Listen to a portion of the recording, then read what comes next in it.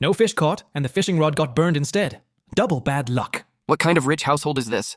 Broken once and you throw it away? Why not fix it? Bro, I was just complaining. You didn't have to burn me for that. You said you wanted to keep using it. I'm sealing the tip first so water won't get inside. Are you serious? This looks like Grandma doing embroidery. If you think you're better, go ahead. Ha ha ha.